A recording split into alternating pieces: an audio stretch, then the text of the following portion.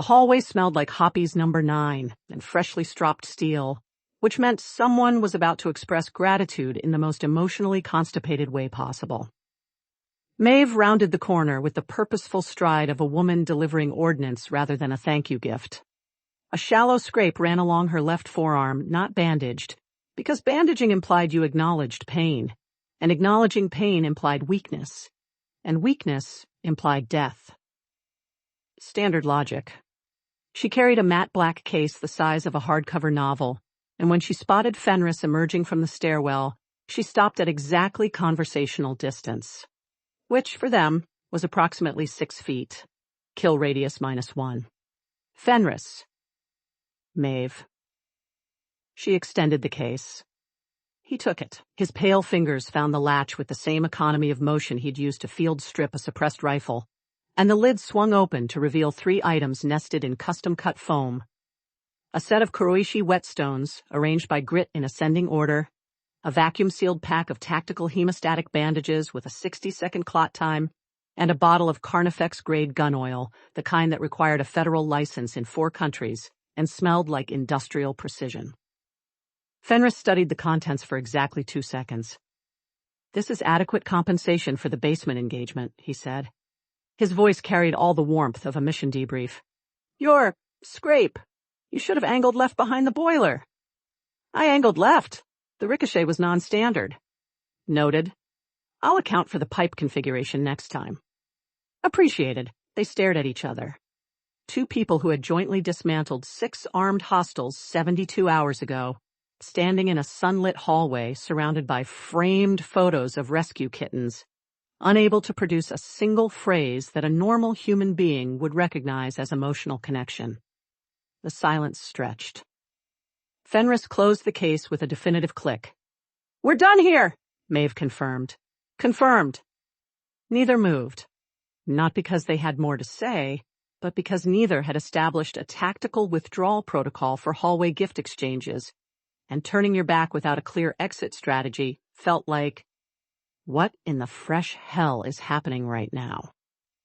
The voice came from behind Maeve, accompanied by the distinctive ceramic scrape of a mug being set on a hallway table with maternal authority. Sarah appeared in their peripheral vision like a weather system inevitable, warm, and capable of devastating property damage when provoked. She wore an oversized cardigan that cost nothing, yoga pants that had survived 3 foster kittens and a paint disaster, and an expression that could have curdled the cold coffee she was no longer holding. Her eyes locked onto the open case in Fenris's hands, specifically onto the bottle of Carnifex gun oil gleaming under the hallway's recessed lighting like a small, deadly jewel. "Is that?" Sarah stepped forward. Her hand shot out with the speed of a woman who had confiscated contraband from werewolves, assassins, and one extremely stubborn teenage witch. The gun oil vanished into her cardigan pocket. "Nope." "No." "Absolutely not." "That's a gift," Maeve said, her tone carrying the faintest edge of protest, which, for her, was practically a tantrum. "That's gun oil, Maeve. You gave a man gun oil to say thank you for saving your life." Sarah's gaze swiveled between them like a searchlight.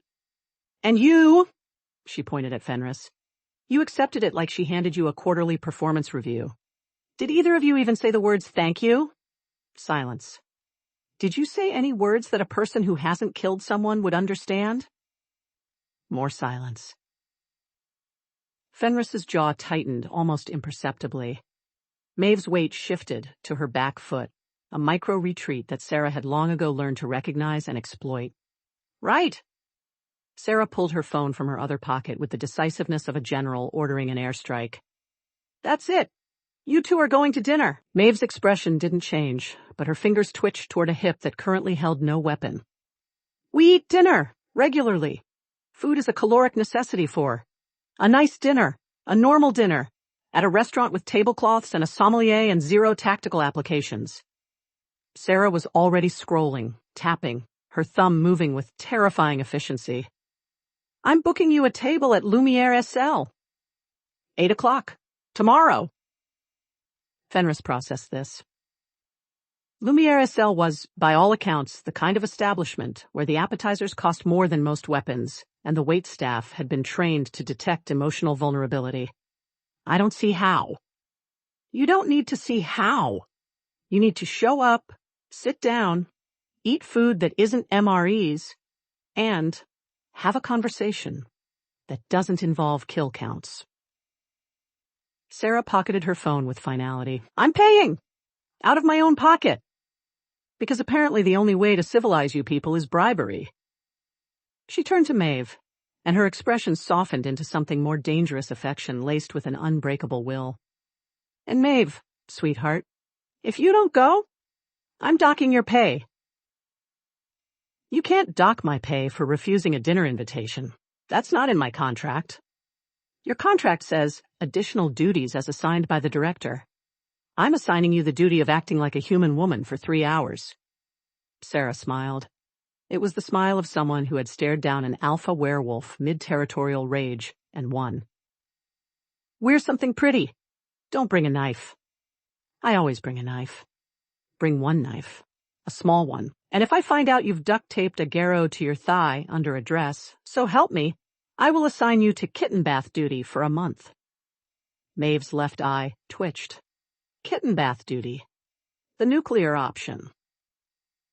Sarah turned back to Fenris, who had been standing perfectly still in a way that most people would find unsettling, but Sarah had long ago categorized as processing. She reached up, she had to stretch slightly, and patted his arm with the casual fearlessness of someone who genuinely did not register that she was touching a creature capable of ending civilizations. You're going to be fine, she told him. It's dinner. People do it every day without anyone dying. Statistically, Fenris said quietly, that's not accurate. At this restaurant it is. They have 3 Michelin stars and a no assassination policy. I checked. She retrieved her cold coffee from the hallway table, took a sip without flinching at the temperature, and patted away in her socks. 8 o'clock! Don't be late! And Fenris? He looked at her. If she says something nice to you tomorrow, the correct response is, thank you. Not a tactical assessment. Not silence.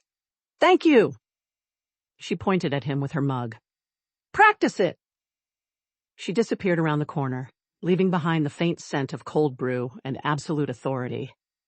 Maeve and Fenris stood in the hallway. The case of whetstones and bandages remained in his hands, lighter by 1 bottle of confiscated gun oil. Somewhere in the building, a rescued cat meowed. She took my gun oil, Maeve said flatly. She's docking your pay, Fenris observed. She can't actually dock my pay. They both knew she absolutely could. The dress hung from Sarah's outstretched hand like a declaration of war. It was midnight blue, floor length, with a slit that climbed to mid-thigh, which Maeve's tactical brain immediately categorized as a mobility concession rather than a style choice, and a back so open it might as well have been a sign reading, "Please insert knife here." The fabric was something impossibly light. Sarah had called it silk charmeuse from Maison Valdera. Maeve's brain called it 0 Kevlar content. No, Maeve said. Yes, Sarah said. The last time you put me in an expensive dress, I ended up using the bodice as a tourniquet, and the hem caught fire. That was a completely different situation. There were demons. There are always demons, Sarah. That's the point. Maeve stood in her room, a sparse, militarily organized space where every item had a purpose, and that purpose was usually violence, with her arms crossed over her sports bra and her expression set to what Sarah privately called the bunker.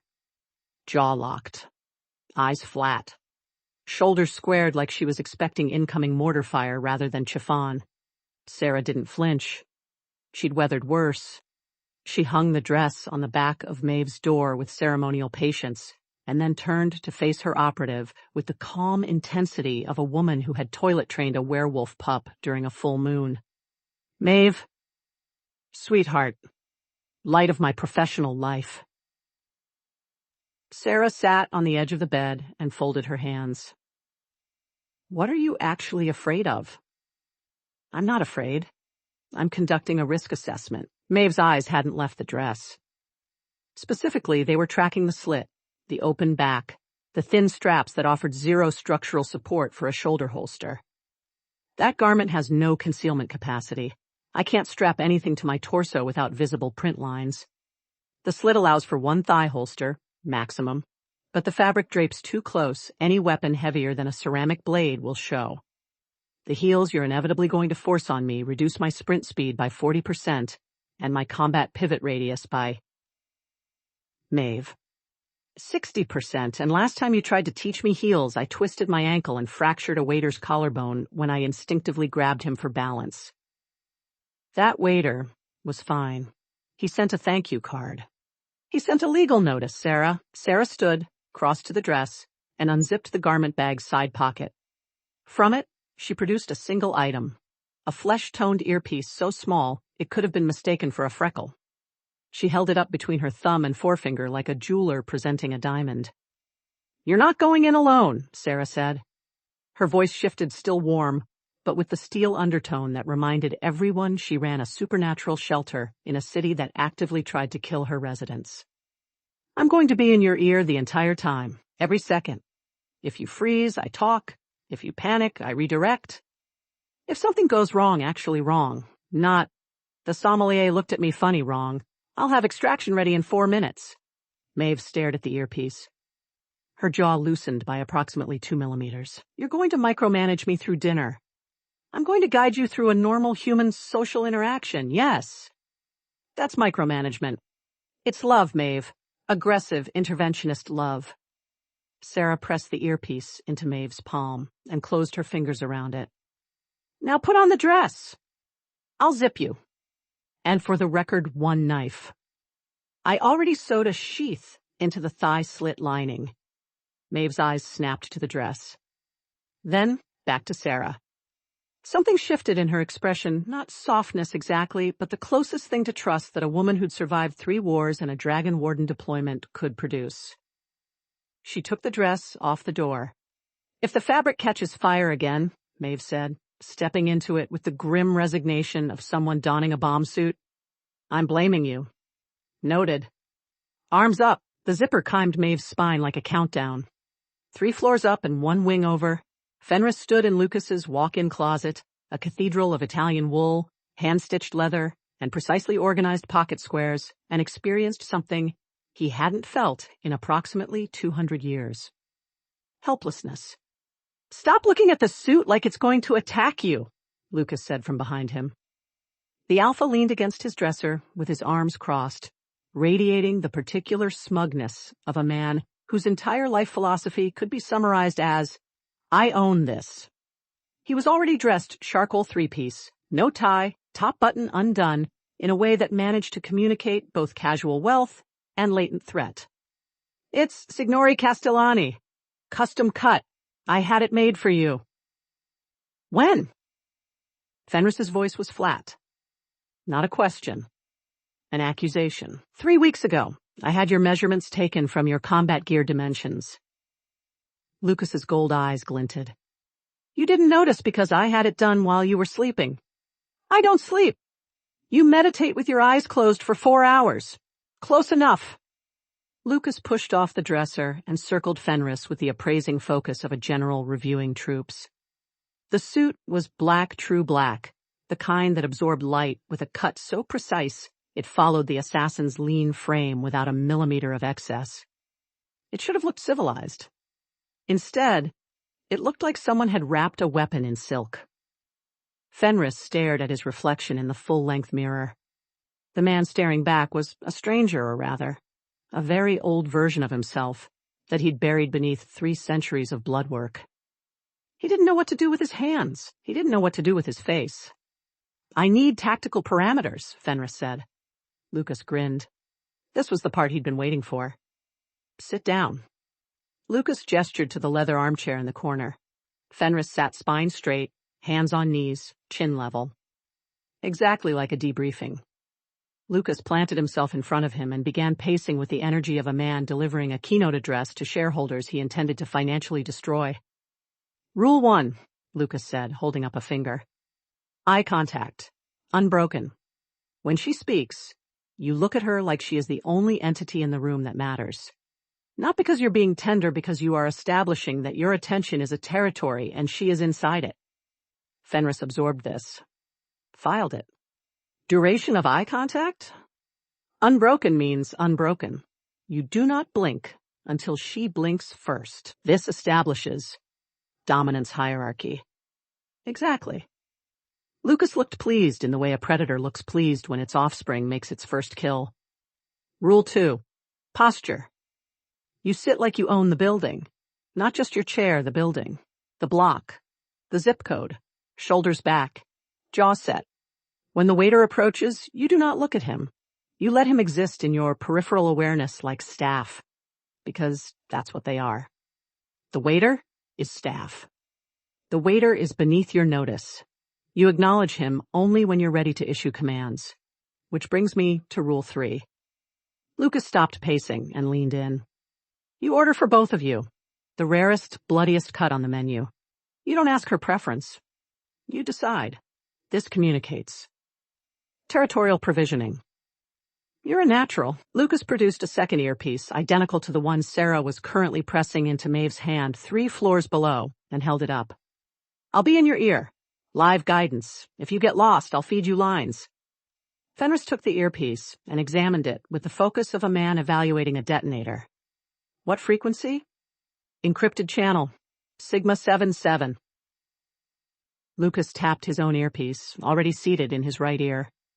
Military-grade encryption. No one else in the city uses this band. Fenris nodded once, inserted the earpiece. It disappeared into his ear canal like it had never existed. One advantage of being an assassin was that covert communication hardware felt like a natural extension of his body.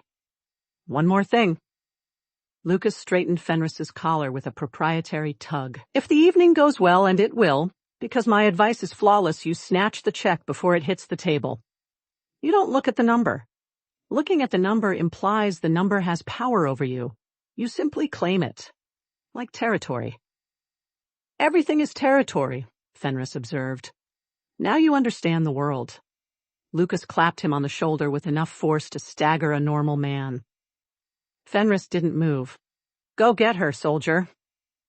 Fenris stood, checked his reflection one final time, and walked out looking like the physical manifestation of a threat in a dinner jacket. At 6:15 p.m., 1 hour and 45 minutes before the reservation, Sarah pulled her silver sedan into the alley behind Lumiere-Essel and killed the headlights.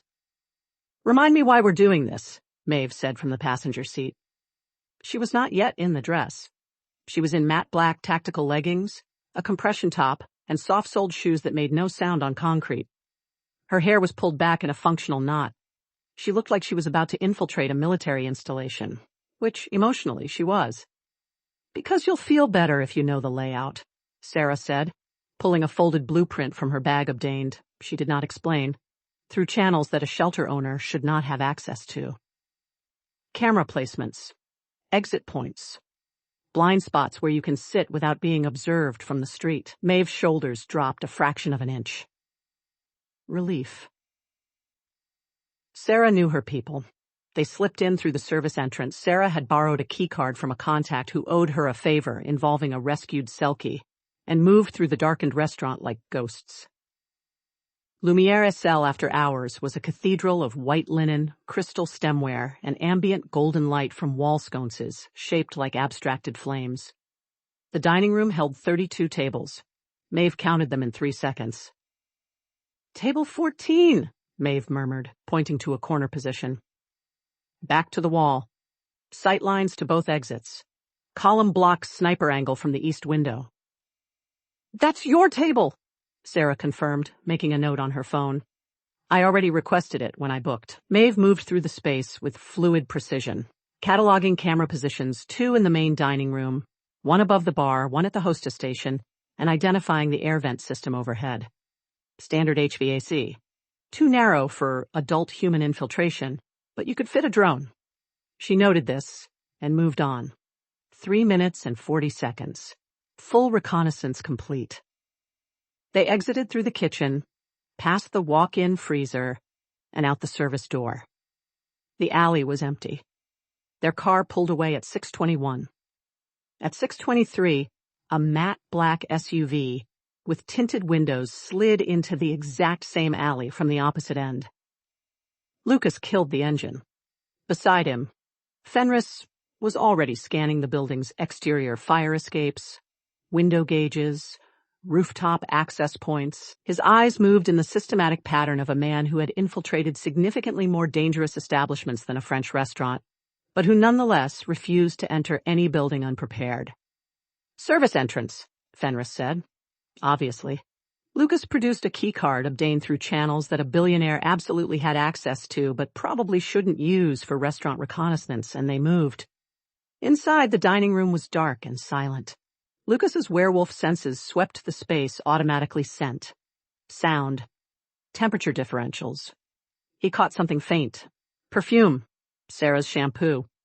But the trace was already fading, old by minutes, and his conscious mind dismissed it as residual from the restaurant's lunch service.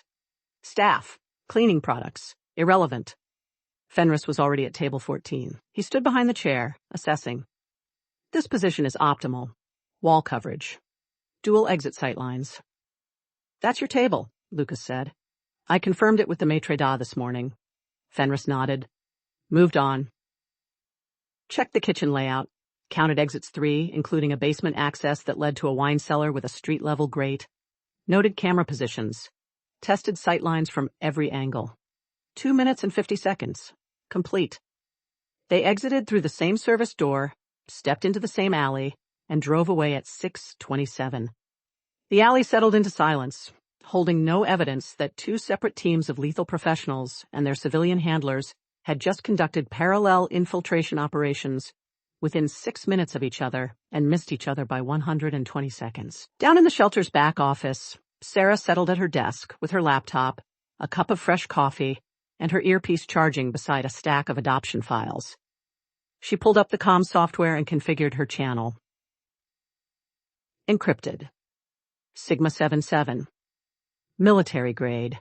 Untraceable. She'd chosen it specifically because no one in the city used that band.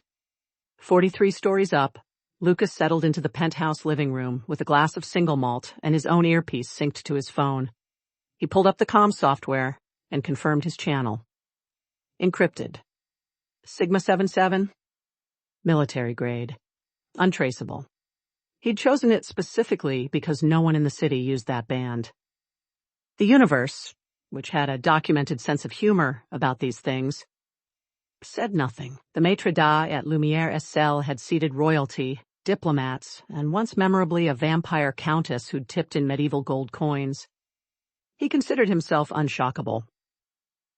This assessment lasted until approximately 8:02 p.m., when the couple at table 14 sat down. The woman moved first. She crossed the dining room in the midnight blue gown like she was advancing through hostile territory, her gaze never settling on any single point, but instead sweeping in continuous arcs, ceiling, windows, kitchen door, back to ceiling. She reached the corner chair, did not sit immediately, but instead ran 2 fingers along the underside of the table's edge. Checking for what? The maitre d' couldn't fathom. Then she lowered herself into the seat with her spine 3 inches from the chair back, shoulders squared to the room, chin level, hands flat on the tablecloth on either side of her place setting. Her right hand, he noticed, rested approximately 2 inches from the steak knife. Her date arrived 4 seconds later. He was tall, unusually tall, with silver hair pulled back from a face that belonged on a coin from a civilization that no longer existed. His suit fit like it had been painted on by someone who understood that the body beneath it was a loaded weapon. He sat across from her with a mechanical precision that suggested he had rehearsed the act of sitting in a chair. His spine did not touch the backrest. His hands went to his knees beneath the table. And then he stared at her. Not looked. Not glanced. Stared with the unblinking, fixed pupil focus of a predator that has identified prey and is calculating the exact caloric expenditure required to close the distance. His pale eyes locked onto Maeve's face and did not waver, did not flicker, did not blink. Maeve's gaze snapped from the air vent above the bar back to Fenris, found him staring. processed this input, failed to categorize it, returned to scanning the room because the alternative was dealing with whatever was happening on his face. In her ear, Sarah's voice materialized like warm honey over gravel. Okay, you're seated. Good. Shoulders down, Maeve. You look like you're about to breach a door. Maeve forced her shoulders down 1 centimeter.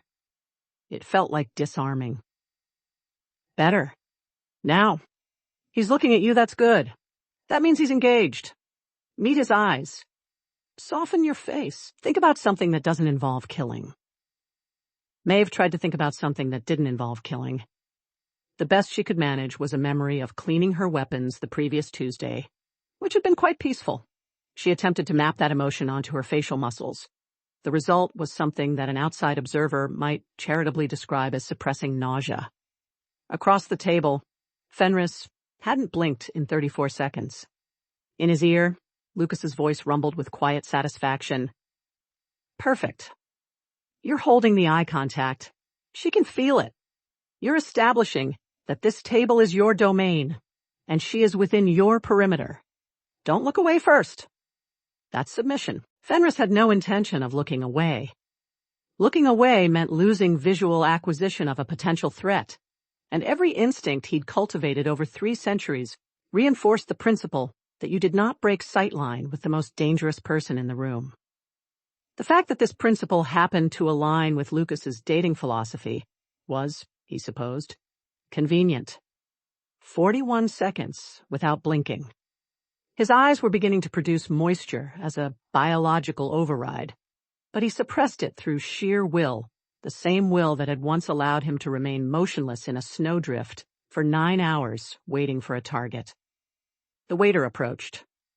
He was young, mid-20s, professionally cheerful in the way that service industry workers cultivate like armor. He carried a crystal pitcher of water and a smile that had survived hundreds of difficult tables. He had never encountered a table like this one. Good evening, the waiter said, arriving at Fenris's left elbow. Welcome to Lumiere Cell. May I pour? Fenris's head turned. It turned slowly, mechanically, with the controlled rotational velocity of a turret acquiring a new target. His unblinking pale eyes still producing zero moisture through sheer assassin willpower, fixed on the waiter's face with an intensity that communicated in no uncertain terms that he had just calculated 17 ways to kill this man with the water pitcher alone. The waiter's smile fossilized on his face. Good, Lucas growled in Fenris's ear. He approached without being summoned. That's a territorial incursion. Let him feel your displeasure. 2 seconds of silence before you acknowledge his existence. Make him wait. 1 second. 2 seconds. The waiter's hand trembled. A single drop of water escaped the pitcher's lip and struck the tablecloth with what seemed, in the silence, like extraordinary volume. You may pour, Fenris said. His voice carried approximately the same warmth as a coroner's preliminary findings. The waiter poured. Water sloshed. Not much, just enough to indicate that his fine motor control had been compromised by a sudden and overwhelming survival instinct. He filled both glasses with the speed of someone who wanted very badly to be elsewhere, and retreated with a murmured, "Your menus!" that came out approximately 1 octave higher than his training voice. He almost spilled, Lucas noted with audible approval. That's respect. You've established the hierarchy. Now back to her. Eyes back on target. Fenris's gaze swiveled back to Maeve. Locked on. Resumed not blinking. Maeve had used the waiter's interruption to complete a full sweep of the eastern windows, no visible laser dots, no suspicious reflections, no movement on the rooftop across the street, and was now staring at the air vent directly above their table, with an intensity that suggested she was calculating whether an adult male could fit through it if he dislocated both shoulders. Maeve. Sarah's voice was strained, patient but strained. Maeve, honey, stop looking at the ceiling. There's a vent, Maeve murmured, barely moving her lips. It's an air vent. It produces air. It is not a threat vector. Everything is a threat vector. The breadbasket is not a threat vector. The candle is not a threat vector. The extremely handsome man staring at you with, "Wow, that's intense with great focus," is not a threat vector. Look at him. Maeve lowered her eyes from the vent, met Fenris's gaze, found him staring at her with the unbroken intensity of a targeting system that had achieved full lock. Something in her hindbrain fired, not attraction recognition. That was a combat stare. She knew combat stares. She'd invented combat stares. Why was he giving her a combat stare over a white tablecloth? Was this a threat? Was something behind her? She started to turn. Don't turn around. Nothing is behind you. He's just looking at you. That's what people do on dates. They look. Maeve settled. Barely. Silence descended on table 14 like a tactical blackout. Two people, facing each other over crystal and linen, each rigidly performing what they believed constituted normal human dinner behavior, producing an overall effect that radiated wrongness so acutely that the couple at table 13 asked to be moved. "Okay," Sarah said, audibly regrouping. "We need conversation. You need to ask him something. Something personal. Something that shows interest in his life outside of, outside of what? Outside of the murder, Maeve." Maeve processed this. What did she know about Fenris outside of operational contexts? He was old. He was quiet. He maintained his equipment with religious precision. Ask about hobbies, Sarah urged. Everyone has hobbies. Ask what he does in his free time. Keep it light. Keep it casual. Maeve opened her mouth. The question formed in her brain as, what do you do in your free time? It traveled down to her vocal cords as something reasonable and human. It departed her lips as, aside from dismembering targets, what brand of industrial acid do you prefer for crime scene cleanup? Silence. In her ear, Sarah made a sound like a tea kettle, achieving critical pressure. Across the table, Fenris processed the question with visible seriousness. His head tilted 2 degrees, his version of thoughtful consideration. Interesting, Lucas muttered in his ear. She's testing you. Probably seeing if you're squeamish. Answer with confidence. Demonstrate expertise. Hydrofluoric for organic material, Fenris replied, his voice carrying the measured cadence of a professor addressing a seminar, though availability has decreased since the Carter Bridge regulations. For fieldwork, I've transitioned to enzymatic solutions, less corrosive to plumbing infrastructure. Maeve nodded. Enzymatic, smart, lower environmental footprint. Sustainability is important. Oh my God, Sarah whispered. Oh my God, they're bonding over acid. They were, in fact, not bonding. They were performing the only type of conversational exchange their shared experience had equipped them for a technical debrief, while their bodies remained locked in rigid combat postures, and their eyes continued to do things that made nearby diners deeply uncomfortable. The appetizer menus arrived. Fenris did not acknowledge the waiter who placed them. Maeve accepted hers without looking her hand, moved to the correct position by spatial awareness alone, which was impressive, and her eyes remained fixed on the kitchen door, which was less so. Ask a follow-up question, Sarah pleaded. But a normal one. Favorite food? Favorite place? Anything that isn't about dissolving evidence.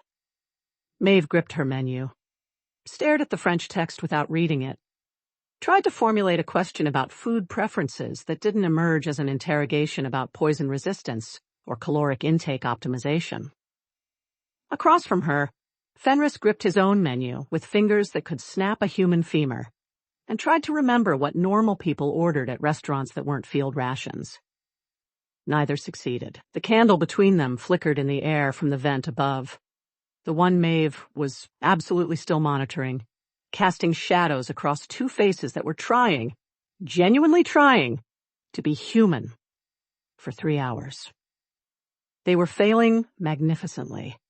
It happened between the appetizer and the main course, in the microsecond gap between one transmission and the next. The technical explanation was mundane. 2 encrypted devices operating on identical frequencies, separated by 43 floors of steel-reinforced concrete when configured, but now sharing open air, because the 2 receiving earpieces were sitting less than 3 feet apart at table 14. Signal bleed. Packet collision. Automatic rerouting through the path of least resistance. The kind of glitch that communications engineers wrote doctoral theses about, and that the universe deployed with surgical comedic precision. The practical explanation was simpler. Sarah's voice, meant for Maeve, was now flowing directly into Fenris's ear. Lucas's voice, meant for Fenris, was now flowing directly into Maeve's ear. Neither wingman noticed. The audio quality didn't change. The encryption held. There was no click, no static, no warning tone. Just a seamless, invisible catastrophe unfolding at the speed of radio waves. Maeve was mid-sip of water still her first sip, because drinking in a potentially hostile environment meant reducing reaction time when Lucas's voice hit her eardrums. All right. The appetizer phase established your dominance. Now we escalate. When the sommelier approaches, do not let them dictate the wine selection. Snatch the wine list. Don't ask take. You're not requesting their expertise, you're commandeering their inventory. Pick the most expensive bottle. Don't look at the price. Looking at the price is weakness. You own this room. Act like it. Maeve's water glass stopped halfway to the table.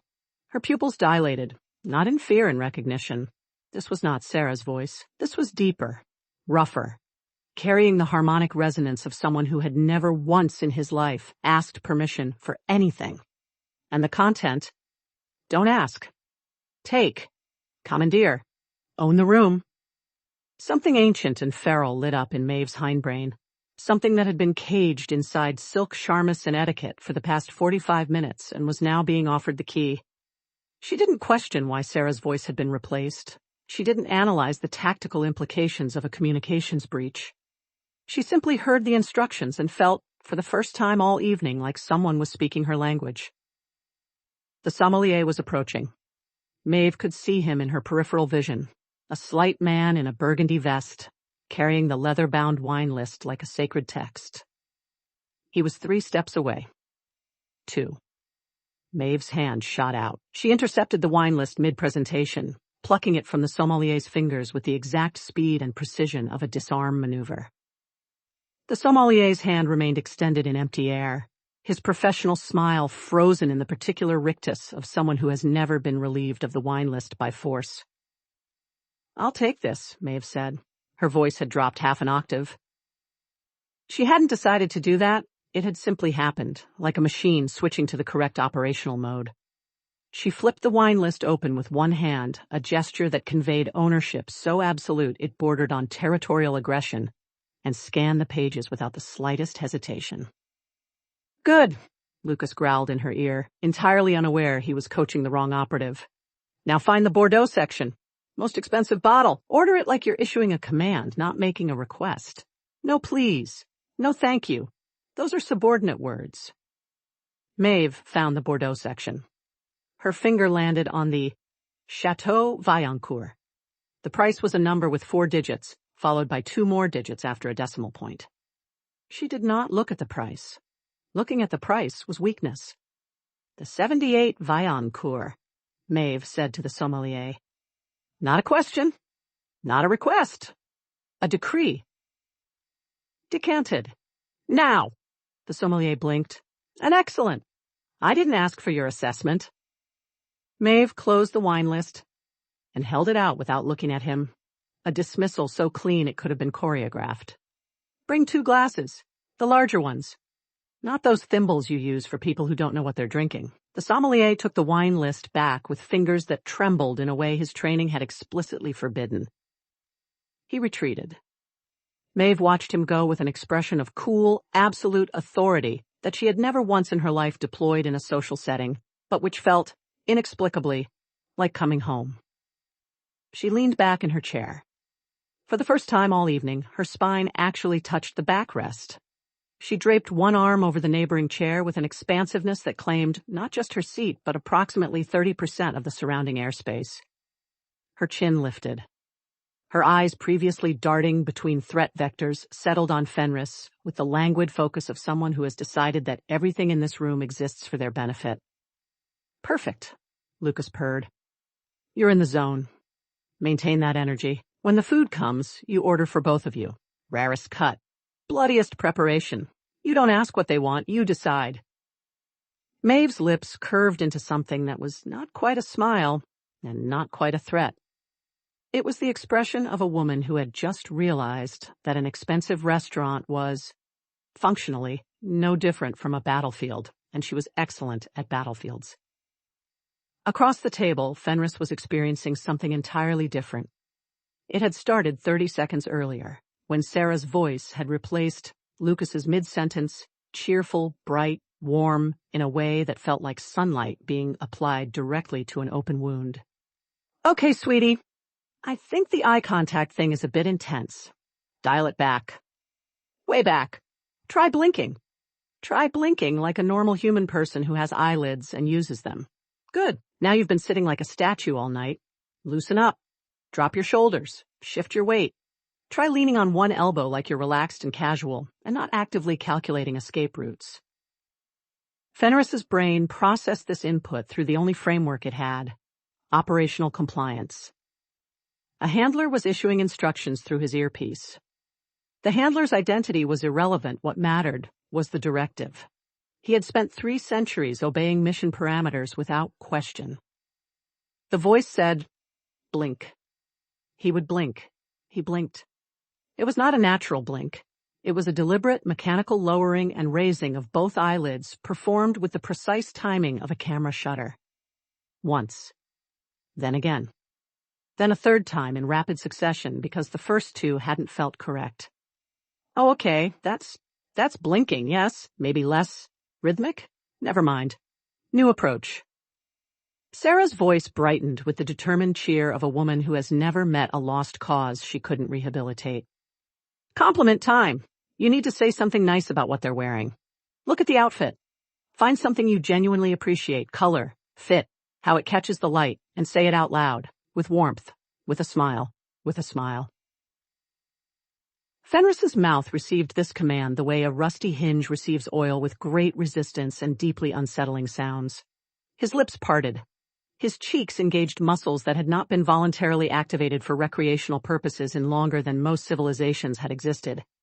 The corners of his mouth traveled upward in a motion that was technically, mechanically, definitionally a smile. It was horrifying. It was the smile of a man who had learned the concept from a textbook and was now implementing it from memory without any of the underlying emotional software.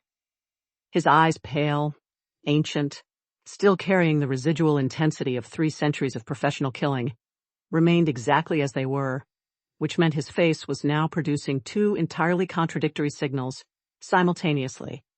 Warmth below, absolute lethality above. The woman at table 12, who had glanced over at precisely the wrong moment, set down her wine glass with a shaking hand and whispered to her husband that she wanted to leave. Great, that's a start. Now the compliment. Out loud. Words. Fenris opened his mouth. His vocal cords, which had been producing clipped tactical responses all evening, were now being asked to generate something pleasant. The cognitive dissonance was almost physically painful. He looked at Maeve's dress. It was blue. It was on her body. It existed. He stopped. Started again. His voice emerged at a register approximately 40% higher than his normal speaking tone, an unconscious attempt to sound less threatening that instead made him sound like a malfunctioning voice modulator. Your dress is... the color is... He was stalling. He could feel it, the same paralysis that gripped a novice operative during their first live mission when training failed to map onto reality. Words. He needed words. Sarah had said warmth. It makes your eyes look like... What did eyes look like? What were things? Like a tactical scope at twilight. Silence in his ear. Then, that's... You know what, I'll take it. That was almost poetic in a terrifying way. Okay. Next step. Physical charm. Do something soft with your body language. Try tucking your hair behind your ear. It's a vulnerability gesture. It shows you're open and approachable. Every fiber of Fenris's being recoiled. Tucking hair behind the ear exposed the ear canal. Expose the ear canal meant expose the earpiece. Expose the earpiece meant compromised communications. Vulnerability gesture meant vulnerability. His training screamed no. His conditioning screamed no. 300 years of survival instinct screamed no. His hand rose to his head. It moved with the stuttering, joint-by-joint articulation of a mechanical arm being operated by remote control. His fingers, the same fingers that could throw a blade through a gap in body armor at 20 meters, reached his temple, found a strand of silver hair, grasped it between thumb and forefinger, and tucked it behind his ear. The gesture took 4 full seconds. It looked like a robot attempting to perform sign language it had only seen described in written instructions.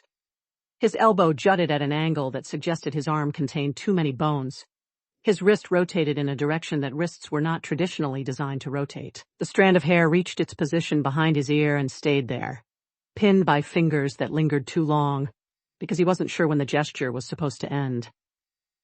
He looked up at Maeve, through what could only be described as a bashful angled chin, slightly lowered, eyes lifted, because Sarah had said charm, and this was the closest approximation his body could produce. The complete picture was this: a 300-year-old assassin with the physique of a weapon and the face of a fallen god, sitting in a Michelin-starred restaurant in a $10,000 suit, smiling with the warmth of a malfunctioning android, having just compared his date's eyes to a tactical scope, with one hand frozen mid-hair tuck in a posture that resembled a Renaissance painting of a maiden, if the maiden had been trained to kill since birth. Maeve stared at him, not with confusion, with the absolute blankness of a processor encountering an input it has no category for. Fenris was tucking his hair. Fenris was smiling. Fenris had just said something about her eyes and a twilight scope, in a voice that sounded like he'd been breathing helium.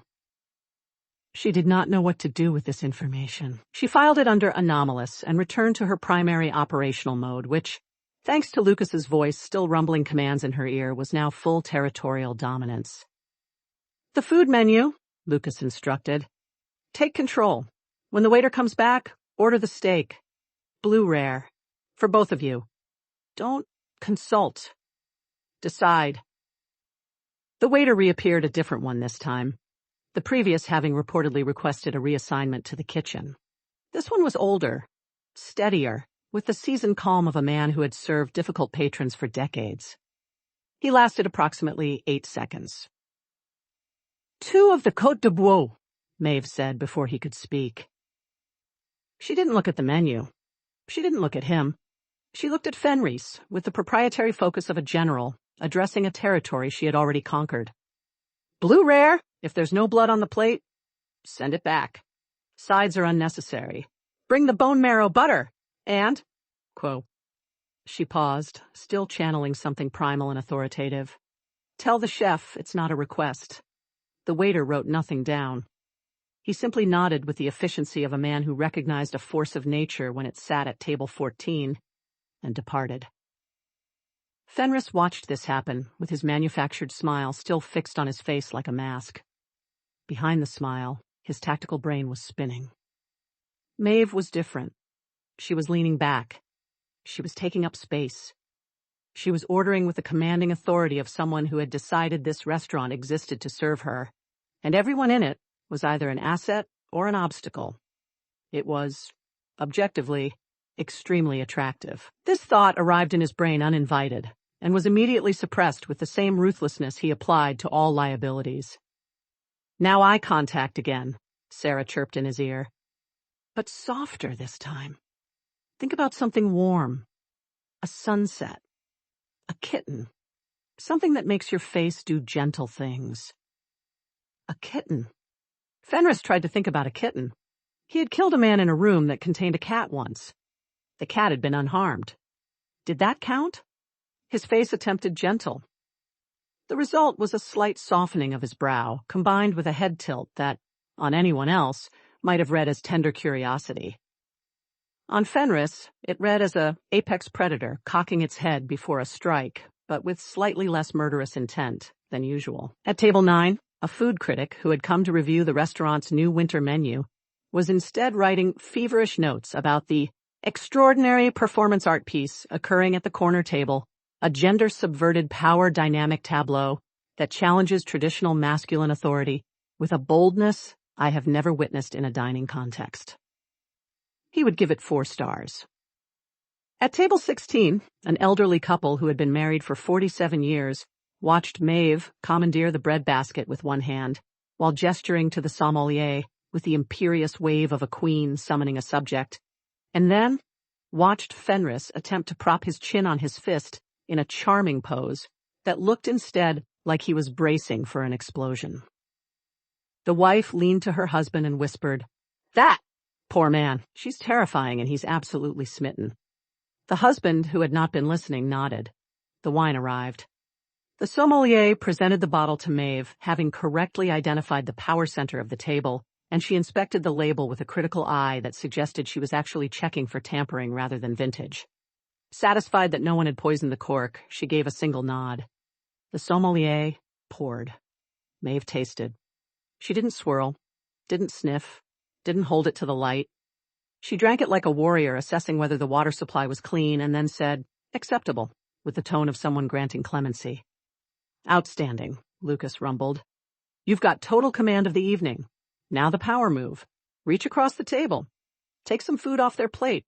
Not aggressively, casually, like everything they have is already yours." Maeve's hand moved across the table toward Fenris's bread plate. Her fingers closed around his untouched roll with the casual entitlement of a conqueror claiming tribute. Fenris watched his bread disappear. His manufactured smile twitched. In his ear, Sarah said, "Oh, they're sharing food. That's intimate. Reciprocate. Offer something from your plate. Push it toward them with both hands like a gift. Be generous and sweet." Fenris looked down at his own bread plate. He still had butter.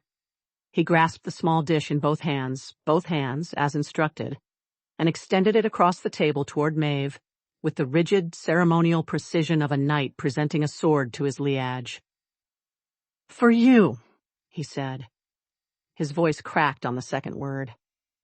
Maeve took the butter without breaking eye contact, spread it on his stolen bread, bit into it with the unhurried satisfaction of a woman who owned everything she surveyed. Fenris watched her eat his bread with his butter, his face stretched in that terrible gentle smile, one strand of silver hair still tucked behind his ear, and felt the last shred of his 3-century operational composure begin to dissolve, like evidence in enzymatic solution.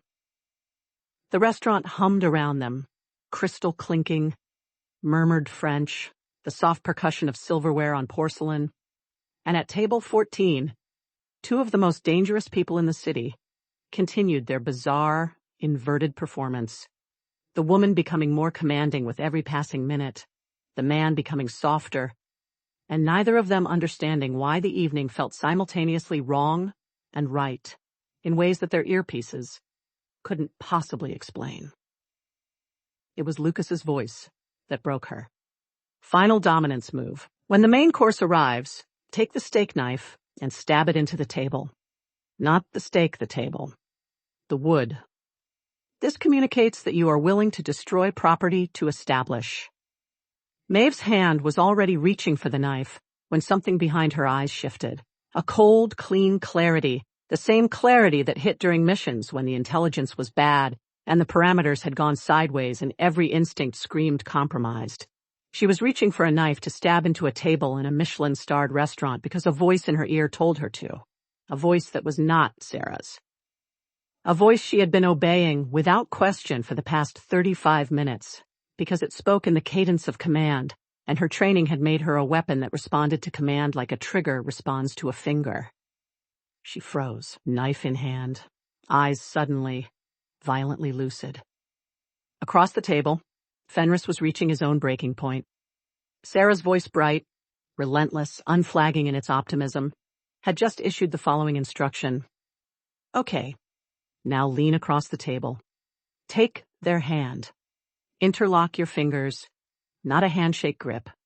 A gentle one, like you're holding something precious. Then look up through your lashes. Yes, you have lashes. Everyone has lashes. Look up through them and say, 'I'm really glad we did this.' With feeling, with vulnerability. Let them see the real you. The real him. The real him had once held a man's hand to extract the location of a weapons cache. and then broken, every finger in sequence. The real him did not look through his lashes. The real him did not do vulnerability, and yet his body was already leaning forward. His hand extending across the white tablecloth, his ancient lethal fingers reaching for Maeve's with the trembling uncertainty of a baby deer learning to walk. Their eyes met. Not the manufactured eye contact of the evening, not Lucas's territorial stare or Sarah's soft gaze, but real eye contact. Raw. Stripped. Two professionals recognizing the same thing in each other at the same moment. The particular humiliation of being operated by remote control. Maeve's eyes flicked to Fenris's ear. She saw the slight flesh-toned bump of his earpiece. Her jaw tightened. Fenris's eyes flicked to Maeve's ear. Same bump. Same realization. His manufactured smile finally, mercifully, collapsed.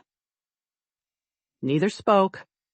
They didn't need to. 300 years of assassination and a lifetime of black operations had given them both fluency in a language that required no words, just micro-expressions, eye movements, and the shared understanding of two weapons who had just realized they were being aimed by someone else. Maeve moved first. Her left hand rose to her ear with the decisive efficiency of a surgeon. She plucked the earpiece, free-feeling the tiny device release its grip on her ear canal with a faint, almost organic reluctance, and held it over the consommé that had arrived moments earlier as a palate cleanser.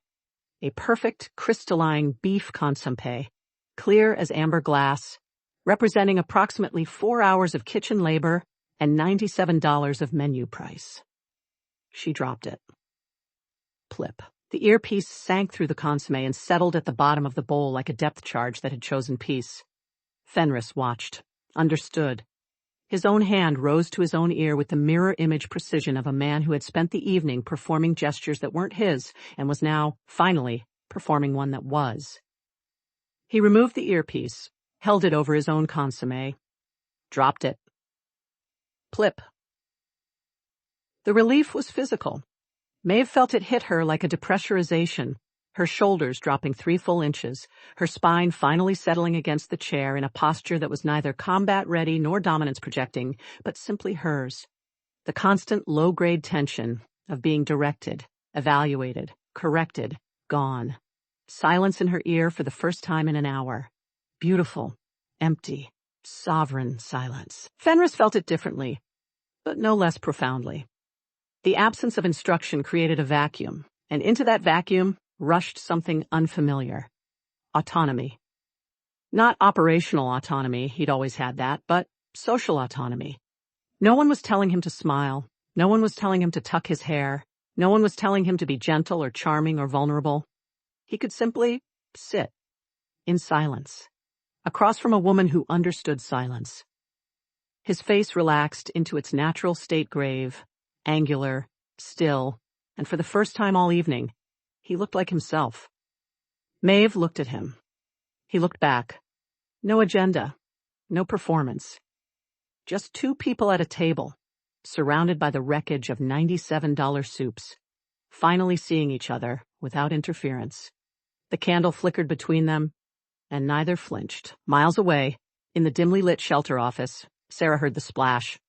She stared at her laptop. The connection indicator blinked twice, then flatlined. She refreshed, flatlined again.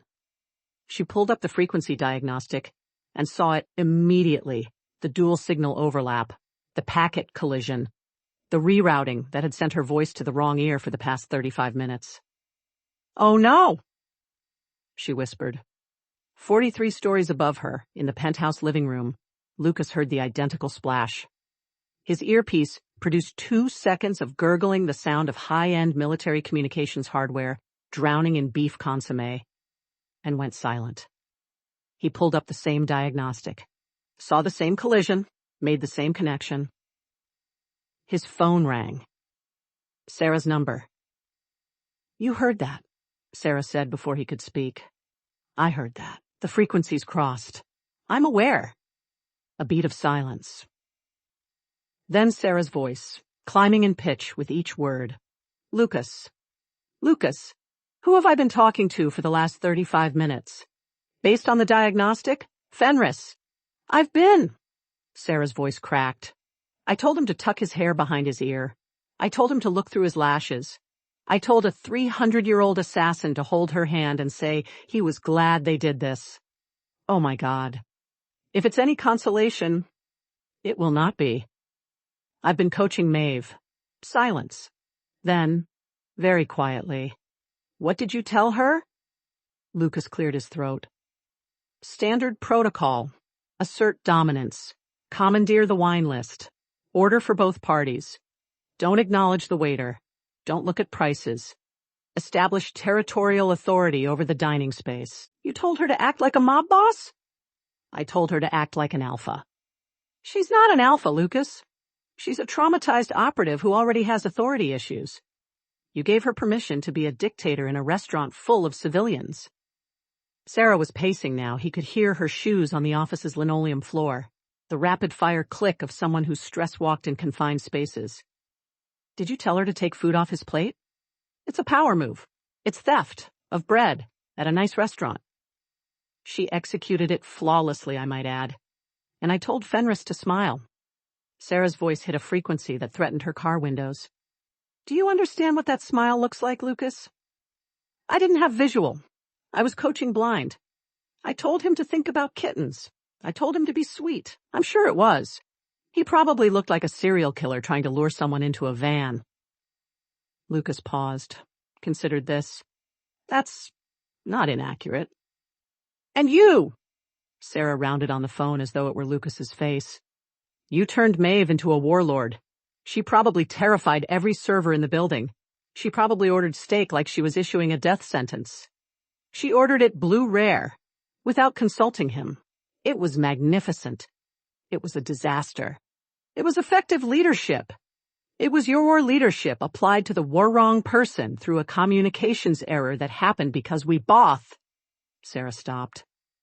The silence that followed was the specific silence of someone arriving at an unpleasant realization. Chose the same frequency. Lucas said nothing. We both chose Sigma 77, Sarah said flatly. Military-grade encryption, Lucas muttered. No one in the city uses that band. Except, apparently, both of us. The silence that followed was long, mutual, and laden with the specific flavor of shared culpability. Your advice was terrible, Sarah said. Your advice was terrifying, Lucas replied. Equally? A pause. Equally. Maeve raised her hand. Not for the waiter for the check. She didn't gesture or flag or make eye contact with anyone on staff. She simply lifted 2 fingers, and something about the authority she'd accumulated over the evening meant that the bill materialized within 30 seconds, delivered by the maitre d' himself, who had apparently decided Table 14 warranted senior management. Fenris reached for it. Maeve reached for it faster. Their fingers met on the leather folio, and for a moment, neither moved 2 sets of hands capable of extraordinary violence resting on a restaurant bill with the same tension as dueling hands on a weapon. I'll take it, Maeve said.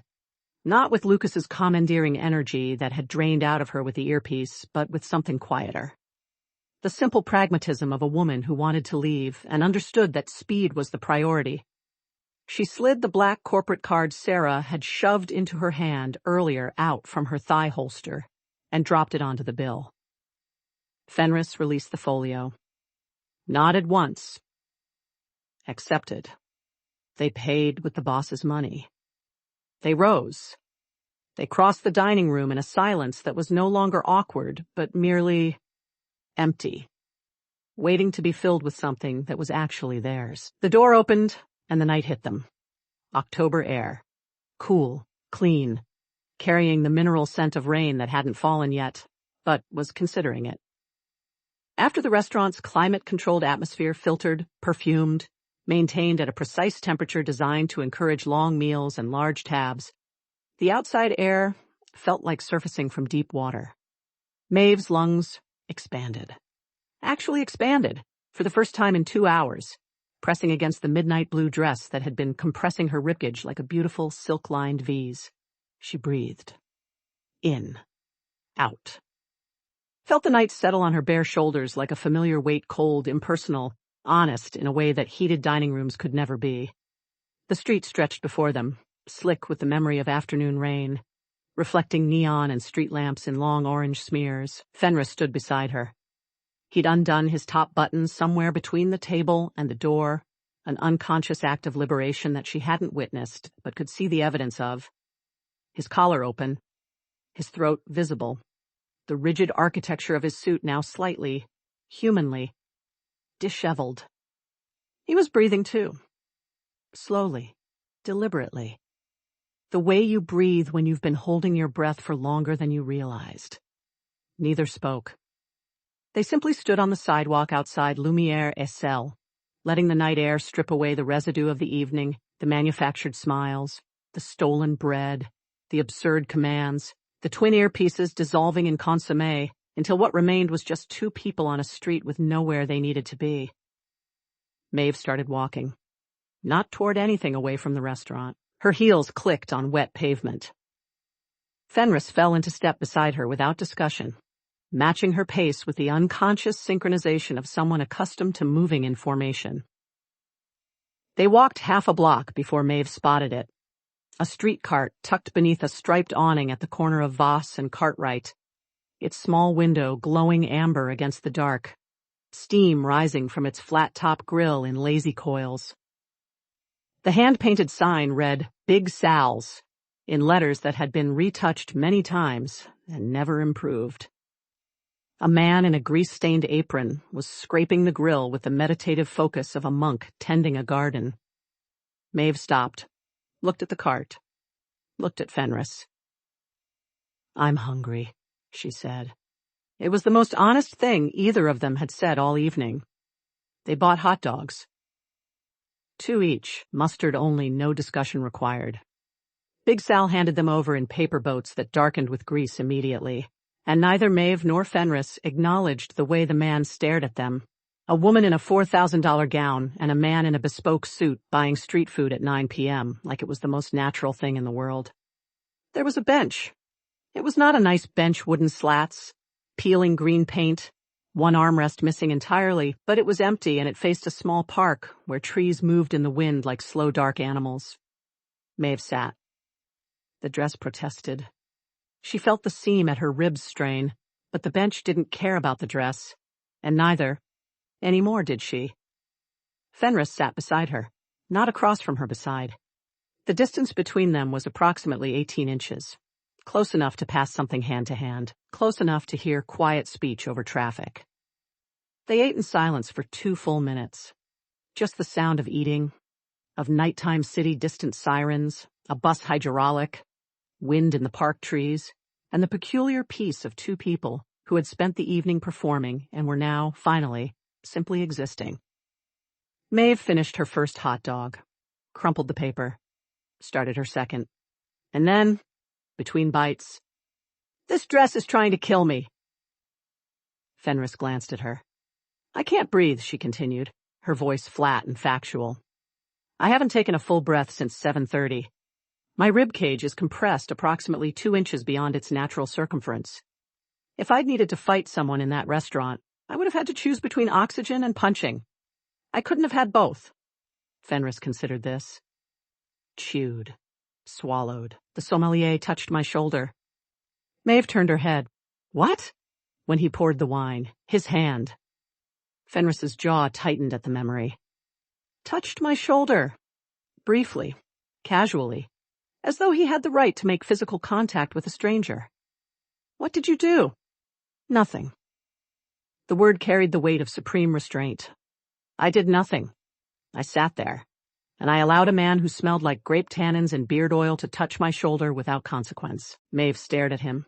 His expression was grave, genuinely aggrieved, and something about the absolute seriousness with which he delivered this complaint, as though a sommelier's casual touch ranked among the indignities of his 3-century existence, struck something in her that she hadn't expected. She made a sound, small, through her nose, almost inaudible. Fenris looked at her. Her lips were pressed together. Her shoulders were shaking just slightly, just enough. "Are you?" He touched your shoulder, Maeve repeated, and the laugh broke free. It wasn't loud. It wasn't performative. It was a low, genuine sound that seemed to surprise her as much as it surprised him escaping from somewhere behind the professional blankness like a prisoner finding an unlocked door. She pressed a hand over her mouth, but it was too late. The laugh was out. It existed in the world now, and it was changing the shape of the air between them. Fenris watched her laugh. The sight did something to his face, not the manufactured Sarah smile, not the rigid tactical stare, but a slow, real softening. The corners of his eyes creased. His mouth curved barely, just barely into something that was unmistakably, authentically warm. He laughed. Once. Quiet and low, like a door opening for the first time in a very long time, rusty and reluctant but open. The sound met hers in the dark air above the bench, and for a moment the park, the street, the distant city noise, all of it faded to background. There was just this. Two dangerous people on a bad bench, eating hot dogs in formal wear, laughing at nothing and everything. The laughter faded. Settled. Left behind a silence that was different from all the silences before it. Not tactical, not awkward, not empty. Full, comfortable. The silence of people who didn't need to fill the air, because the air was fine as it was. Maeve finished her second hot dog, wiped her hands on the paper napkin, looked at the trees moving in the park, and then, without turning her head, without any preamble or deflection, "Thank you for saving me." The words were quiet, sincere in a way that Maeve rarely allowed herself to be stripped of operational language, stripped of professional distance, stripped of every layer of armor she wore as instinctively as breathing. Just a statement of fact, delivered to the night air and the man beside her. Fenris heard it, received it, and for once, for the first time in longer than he could accurately remember, he did not deflect, did not minimize, did not retreat behind protocol or professionalism or the ancient, calcified walls he'd built around anything that felt like genuine human connection. "You're welcome," he said. That was all. No qualifier. No redirection. Just acceptance of her gratitude, of this moment, of the strange and improbable fact that they were here, on this bench, and that the evening had been a disaster and a revelation in equal measure. The wind moved through the park. The trees rustled. Somewhere in the distance, a church bell marked the hour 10 low, resonant notes that rolled through the dark streets like a slow heartbeat. Maeve shifted on the bench. Her shoulder settled against Fenris's arm, not leaning, not pressing, just resting, allowing contact, choosing proximity. Fenris did not move away. They sat together in the dark, two weapons at rest, and let the night hold them. Thank you so much for listening. If you enjoyed the chaos, the banter, and this wonderfully dysfunctional family, please hit subscribe and leave a like so you never miss what happens next. See you in the next episode.